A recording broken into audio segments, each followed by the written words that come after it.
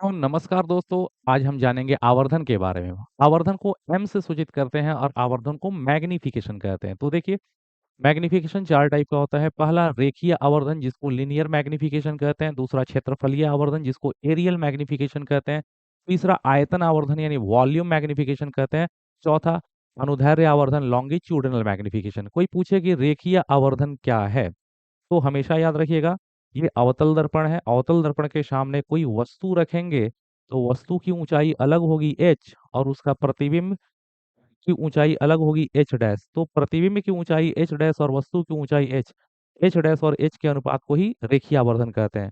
तो प्रतिबिंब की ऊंचाई h डैश और वस्तु की ऊंचाई h, तो h डैश और h के अनुपात को रेखीय आवर्धन कहते हैं।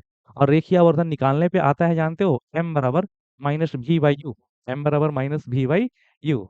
और दर्पण के लिए आवर्धन इसी को सॉल्व करते हैं तो आता है आवर्धन f बटा f माइनस यू और f माइनस भी बाई f। ये सारा फॉर्मूला निकल जाता है। चलो बात करते हैं क्षेत्रफलीय आवर्धन की। बाबू, क्षेत्रफलीय आवर्धन को एरियल मैग्निफिकेशन कहते हैं। देखो, अगर कोई शादी का कार्ड, किसका कार्ड? शादी का कार्ड। अगर कोई शादी का कार्ड प्रिंसिपल एक्सिस पर लंबवत रखा हो तो इसका प्रतिबिंब यहाँ बनेगा। तो प्रतिबिंब के क्षेत्रफल ए डैश, प्रतिबिंब के क्षेत्रफल ए डैश और वस्तु के क्षेत्रफल ए, इसी दोनों के अनुपात को ही क्षेत्रफलीय आवर्धन एम ए कहते हैं। और बाबू, क्षेत्रफलीय आवर्धन निकाला जाए तो वो रेखीय आवर्धन का स्क्वायर आता है। दैट मीन्स एम ए जो होता है एम स्क्वायर के इक्वल होता है। तीसरा आवर्धन है आयतन आवर्धन। तो याद रखना, ये कोई वस्तु रखेंगे तो किसी घन का इमेज कुछ ऐसा बनता है दर्पण में, क्योंकि अलग अलग जगह का आवर्धन अलग अलग होता है। ठीक है, तो ये वस्तु है, ये इमेज है।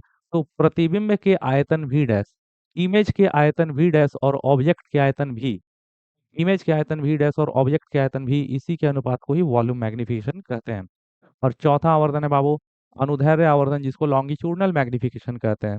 जान लो, अगर कोई छड़ प्रधान अक्ष के दिशा में हो, अगर कोई रॉड प्रिंसिपल एक्सिस के दिशा में हो, तो इसके प्रतिबिंब की लंबाई v2 माइनस वी वन और वस्तु की लंबाई u2 minus u one, v2 minus v one और u2 माइनस यू वन के अनुपात को ही लॉन्गिट्यूडनल मैग्निफिकेशन कहते हैं।